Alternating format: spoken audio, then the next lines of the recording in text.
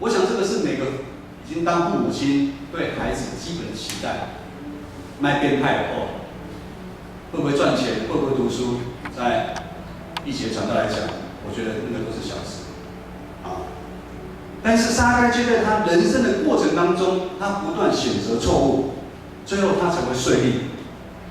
税吏在那个时候，专门替外邦人跟富有的掌权者，向一些贫穷的人收取税金。这些税吏在当时被百姓称为是罪人，而撒该是什么？是税吏长，也就是说他是罪人中的罪魁，他比那些税吏更罪。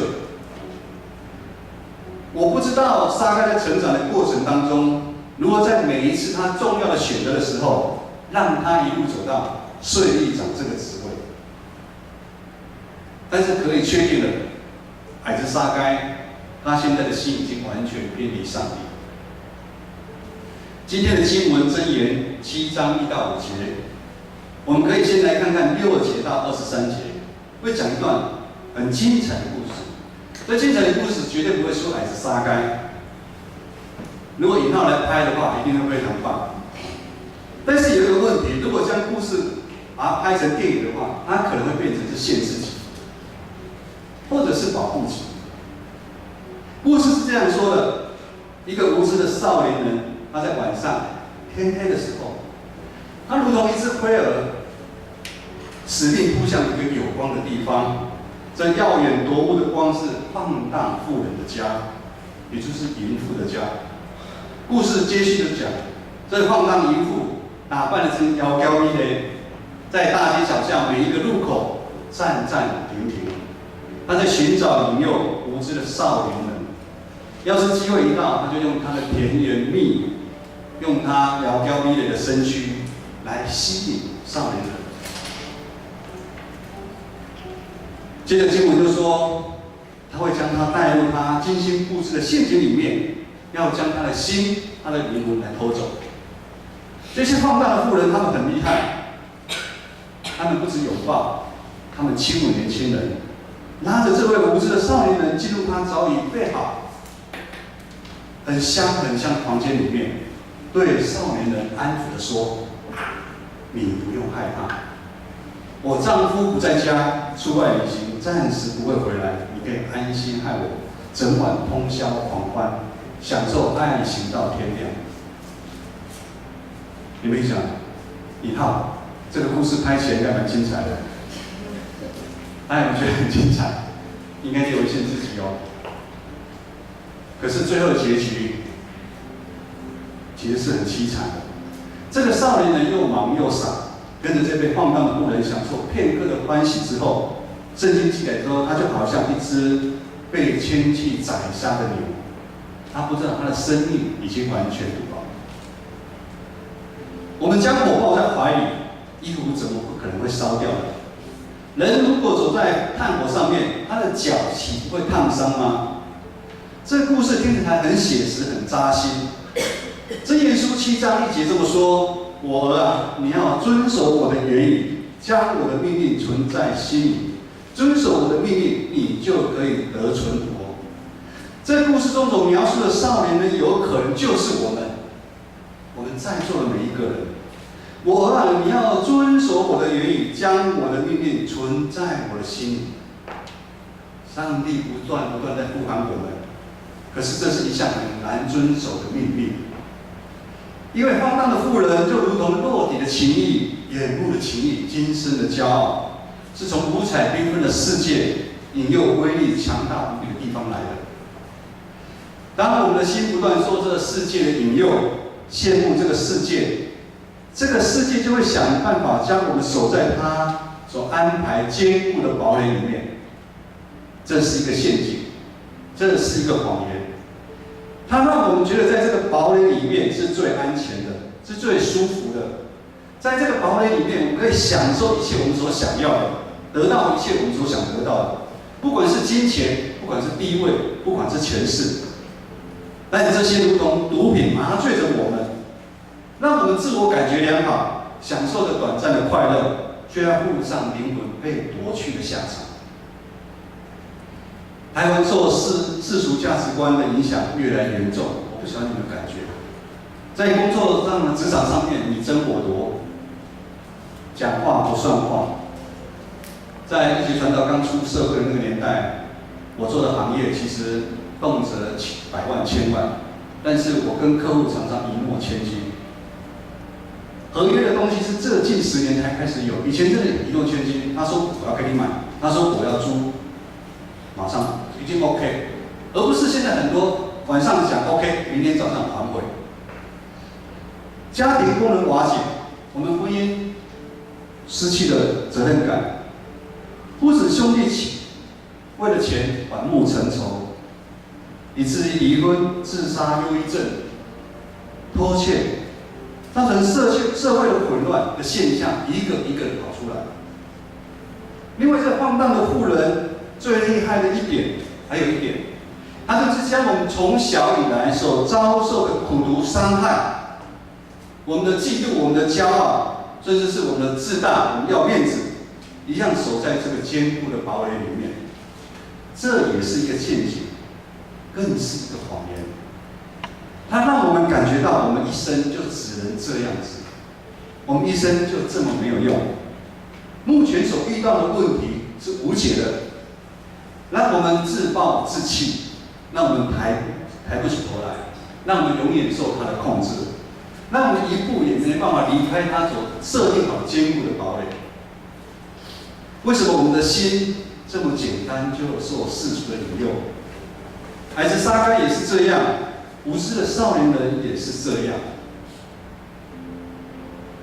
当我们的始祖亚当跟夏娃在伊甸园犯罪以后，因为离开生命的源头耶和华上帝，人的心彻底的堕落，被欲望所控制，人变得越来越贪婪，常常想为了自己想要得到更多的东西，凡是照着自己的意识来走来行，甚至已经想要成为上帝，而你自己却不知道，离开赏赐生命的源头越来越远。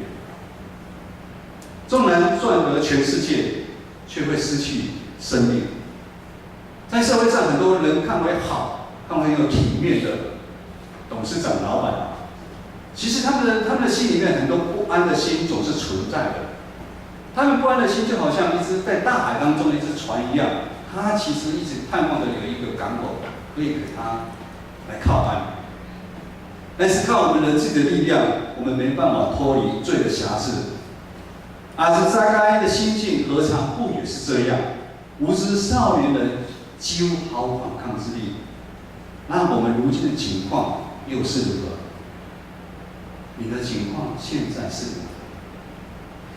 约翰福音书3章16到17写的是大家很熟悉的一段经文，也是一些传道最爱的一段新闻。神爱世人，甚至将他独一的儿子赐给他们，叫一切信他的人不至灭亡，反得永生。因为神差他的儿子是上来，不是要定世人的罪，而是要使世人因他而得救。神不是来审判我们，乃是要来救我们。罪把我们和上帝彻底的拆离了，罪使我们和上帝不守原本我们和上帝的约定。我们人不守信用，人会失信，但是上帝绝对不会失信。上帝爱世人，将耶稣基督钉在十字架上，用他的身体，用他所流的血来代替我们所犯的罪。因为耶稣基督的牺牲，将原本隔开我们跟上帝连接的那道鸿沟，重新的又连接起来。我们重新得到复活的生命，因为耶稣基督的牺牲，我们才有可能脱离放荡妇人的引诱，以及来自魔鬼不断对我们的控诉。某某人，你已经没用，你是没人爱的，你的人生已经没有希望了，你碰到的问题是无解的。各位弟兄姐妹，当我们今天能够坐在这边，其实是非常幸福。在台湾2400万，只有50%是基督徒，但是这5%里面，又有几%的人来到教会，很多人其实已经离开教会，他是挂名的基督徒。所以我们每一个人其实就是来教会，绝对不是来参加好像俱乐部，好像一个活动一样。我们其实心里面有一颗心一直想寻找，我们要经历更多上帝对我们的恩典慈爱。因为上帝是他用他儿子耶稣的宝血将我们重价买回来的。我们千万不要忘记，我们是上帝宝贝儿子这个尊贵的身份。箴言书7章第1节：我儿，你要遵守我的言语，将我的命令存记在心。遵守我的命令，就得存活。这是上帝对每个基督徒爱的命令。我们爱孩子，所以我们会限制他，这个不能做，这个不能做，因为我们知道他去做了，他就会烫到，他就会伤到。这也是上帝爱我们的命令。当我们将上帝的话、上帝的命令放进我们的心里面，上帝他就有一个应许，应许什么呢？这个应许也是我们心里面在盼望的，就是他一定会保护我们躲避，远离来自放荡妇人的攻击跟引诱。我有一个神学院的同学，他现在在某一间教会当传道。他们教会里面目前有自创的一个品牌，在业界很有名的一个咖啡。当他还很小的时候，常常那个咖啡还很小，没有很出名的时候，他常常来教会。当他开的时候，他也请牧师传道去帮他祷告。当他现在连锁的分店越来越多，连我们中正镇这边都有的时候，他不来教会。他的心已经被世俗引诱了。当他在经营事业的时候，因为牛奶发生了问题的时候，他又跑回来教会，请求教会人传道，你替我祷告，你来帮助我。各位弟兄姐妹，当我们一帆风顺的时候，我们要特别更小心。但是我们上帝给我们应许，你只要紧紧抓住它，你紧紧抓住它，你就不会陷入那个引诱。各位弟兄姐妹，我们都是一群蒙恩的罪人，我们是一群需要耶稣救恩的罪人。罪人中的罪人乃是撒该。当他遇到耶稣，他知道这是一个机会，他要做选择。他是要选择继续他目前的生活，他要永远站在远处看耶稣，继续做一个不沾锅，保护好他税吏长的身份。还是撒该他要开始选择，他要做决定，他放下一切的自尊，他的地位，以及他原本所拥有的东西，愿意向前去。然后撒该不怕人的讥笑，用他矮小的身躯，一步一步爬上希望树，去找寻那一个赏赐生命源头的机会。我们从故事知道，乃是撒该他已经做了选择。耶稣也早已展开双臂等着他，拥抱他，到了撒该的家里。撒该已找到生命的源头，他完全得到生命的释放跟自由了。各位弟兄姐妹，神已在这里，就在这一刻，我们也要再一次做出选择。我们要和那位无知的少年人继续在花花的世界，曾人追求那些虚名吗？我们还是要继续在三心两意，不肯承认耶稣是我们生命中的救主，还是我们继续过着不冷不热做礼拜天的基督徒？上帝这样呼喊，我们到底要愚妄到几时呢？我们真的没办法靠自己的力量救自己，洞只是会越大。就是现在。传道邀请每个弟兄姐妹，将把捆绑在身体上面的那个枷锁一个一个放下。我们也要舍得放下，才有办法得救。我们要转头，我们要彻底的转头来悔改，我们要向耶稣来奔跑。我们一辈子将耶稣紧紧的抱住，我们不放手，因为我们知道，只有这条路的选择，我们才不会后悔。也才有办法救我们脱离死亡，得到永恒的盼望。这是我们可以确信的。我们一起来站立，来唱这首歌，带我进入你的同在，万军之耶和华。